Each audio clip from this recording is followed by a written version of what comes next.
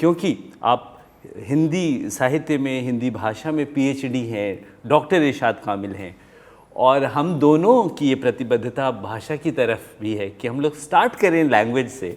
जी। आपकी लेखनी में, के गीतों में बहुत ज़्यादा पंजाबी पोइट्री के इन्फ्लुएंसेस देखने का मौका मिलता है।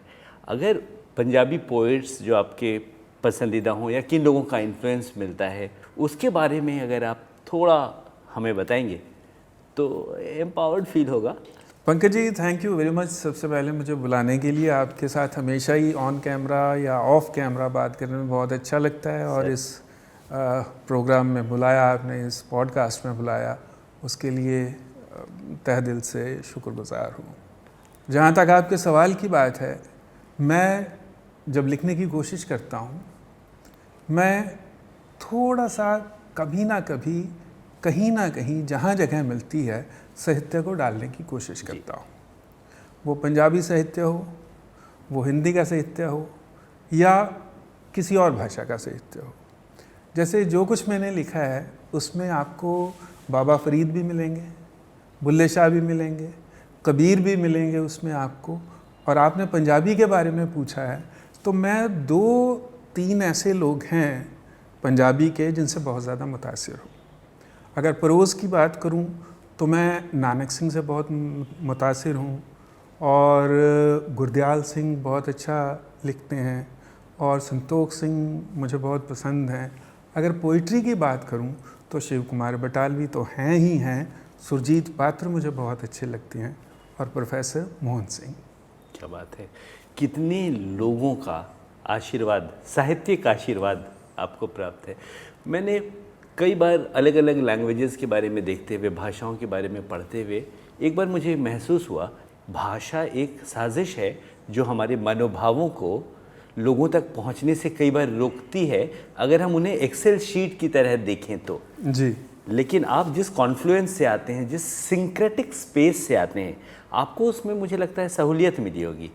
उस पर आप उस जगह के बारे में अगर बताएं जहां बड़े हुए।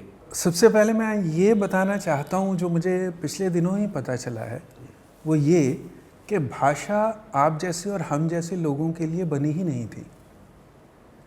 भाषा सिर्फ विचारक लोगों के लिए बनी थी। आप जैसे और हम जैसे लोग तो जेस्चर से भी काम चला लेते हैं, आज भी चला लेते हैं। पास बुलाना हो तब भी जेस्चर कर देते हैं, दूर जाने के लिए गए तब भी हम बोल देते हैं उस तरह से, इशारों से, एक्सप्रेशन से हम बहुत सारी बात कह देते हैं। लेकिन जो विचारक लोग थे, विचारक लोगों को लगा कि कोई विचार बहुत गहन है, कोई बात ऐसी है जिसको इशारे से नहीं कहा जा सकता।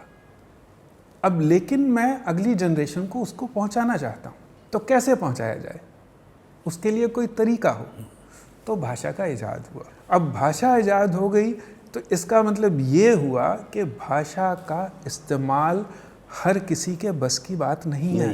भाषा का इस्तेमाल भी एक जिम्मेदारी वाला काम जी, है। बिल्कुल। और मैं जहाँ जैसा कि आपने कहा, मैं जिस खित्ते से हूँ या मैं जिस छोटे शहर से हूँ, मलेरकोटला मेरा शहर है, और वो शहर ऐसा है, जैसा आपने पहले कहा भी कि मैं हिंदी साहित्य का विद्यार्थी हूँ, और पंजाबी के अक्सर पोइट्स का थोड़ा बहुत एक इन्फ्लुएंस मेरी राइटिंग में मिल जाता है, जो डेलिब्रेट नहीं है, क्योंकि मैंने पढ़ा है, वो आ जाता है, परिवेश में है। मतलब मुझे ऐसा लगता है जब एक कवि बड़ा होता है तो वो किसी एक जगह का या किसी एक खित्ते का या किसी एक परिवार का नहीं होता, वो सबका होता है। बिल्कुल। इसीलिए वो बड़ा होता है। जो किसी एक परिवार का, किसी एक खित्ते का रहता है, वो उतना ही रहता है जितना वो खित्ता है या जितना वो परिवार है। तो वो दिखाई दे जाता है। मैं जिस इलाके का हूँ, मेरे इलाके में उर्दू भी बहुत है जी। मेरे मलेरकोटले में उर्दू भी बहुत है, पंजाबी भी बहुत है, हिंदी भी बहुत है मेरे मलेरकोटले में। तो ये सारी भाषाओं का मिक्सचर है, और वही मिक्सचर मेरे अंदर है। जी, जी। और जिस तरह की ज़बान है वहाँ पे, वो ज़बान मेरे ख्याल से पंजाब में कहीं और नहीं है। ख़ास है, वहाँ लहजा ख़ास है, तरीका ख़ास है। वो है संगरूर डिस्ट्रिक्ट में पहले, अभी तो खुद डिस्ट्रिक्ट बन गया है। जी, जी, जी।